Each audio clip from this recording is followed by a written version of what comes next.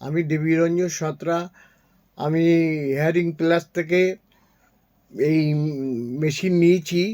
2013 সাল থেকে আমি এখানকার মানে কাস্টমার। আগে শ্যামবাজারে নিতাম, মাঝে আমার ডিস্টার্ব হওয়ার থেকে আমার এতে বন্ধ হয়ে যায়।